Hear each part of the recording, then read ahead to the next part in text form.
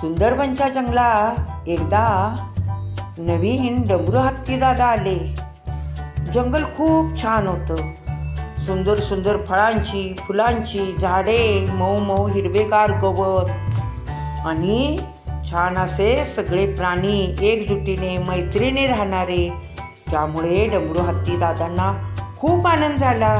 त्यांनी काय ठरवलंय, आता ह्या जंगलात आपण कायम राहायचं। सगळं किती इथे छान आहे, आपल्याला आता हे जंगल सोडवत नाही, त्यामुळे इथंच कायम राहायचं असे म्हणून ते जंगलात राहिले। मग हळूहळू त्यांना जंगलातल्या सगळ्या प्राण्यांची ओळख झाली।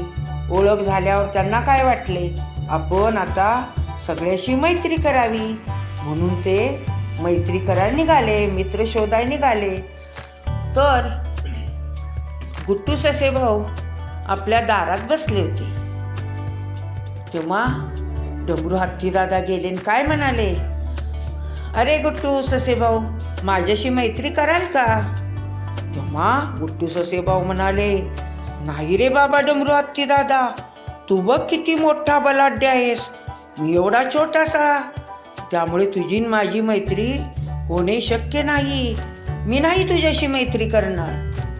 मग डमरू हत्ती दादा नाराज झाले जरा, ठीक आहे म्हणले, पुढे गेले। त्यांना लखन माकड दादा दिसले। लखन माकड दादांना त्यांनी विचारले, लखन दादा माझ्याशी मैत्री करता का?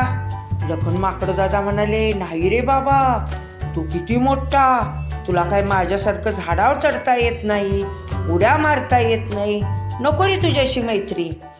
मग डमरू हत्ती दादा परत निराश झाले। सरोवराच्या काठावर गेले, तिथं पाणी प्यायले। तेव्हा त्यांना जितू कासव दादा दिसले। जितू कासव दादांना विचारले, जितू दादा माझ्याशी मैत्री करता का? जितू कासव दादा म्हणाले, नाही डमरू हत्ती दादा, तू बघ किती बलाढ्य आहेस आणि तुला माझ्यासारखं पाण्यात पोहता येत नाही, त्यामुळे तुझ्याशी नको बाबा मैत्री। असं म्हटल्यावर डमरू हत्ती दादा परत निराश झाले, पण म्हणाले, ठीक आहे, आज ना उद्या कोणी ना कोणी माझ्याशी मैत्री करेल, पण आपण ह्या जंगलातून जायचं नाही, कारण हे जंगल खूप सुंदर आहे, म्हणून ते जंगलात ते राहिले।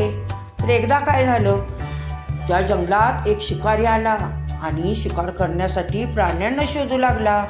हे बघितल्यावर सगळे प्राणी घाबरले, सगळे ओरडले, अरे शिकारी आला, लपून बसा।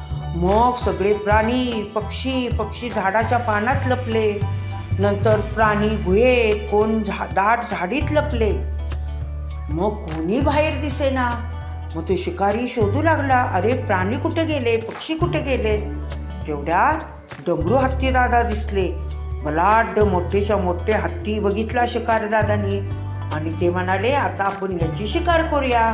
तेवढ्यात डमरू हत्ती दादांनी बघितलं, हा शिकारी आला आहे, हा जंगलच्या सगळ्या प्राण्यांना मारणार, म्हणून ते वेगात धावत गेले आणि शिकाऱ्याला उचललं आणि सोंडेने लांब फेकून दिलं। शिकारी पडला लांब जाऊन आणि तिथनं उठून तो पाठीमागे न बघता सरळ पळत निघून गेला। हे सगळ्या प्राण्यांनी बघितलं।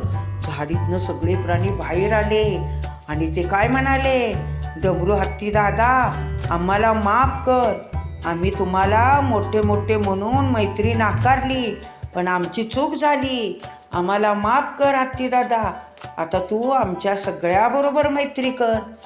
कारण कसं आहे, आम्हाला फक्त तुझे शरीरच मोठे दिसत होते, पण आज कळलं तुझी ताकद किती मोठी आहे आणि तुझी हुशारी, त्यामुळे आम्हाला आता तू माफ कर। मग डमरू हत्ती दादा म्हणाले, ठीक आहे, तुम्ही आता कोणी घाबरू नका। मग गुट्टू ससे भाऊ म्हणाले, हत्ती दादा, तुमच्यामुळं जंगलातलं संकट टळलं, आता आम्हाला तुम्ही कायम आमच्या जंगलात पाहिजे। मग डमरू हत्ती दादा म्हणाले, होय जंगलवासियांनो, मी तुमच्या रक्षणासाठी कायम जंगलात राहणार। असे म्हटल्यावर सगळ्या प्राण्यांना पक्ष्यांना आनंद झाला आणि सगळे आनंदाने टाळ्या वाजवू लागले।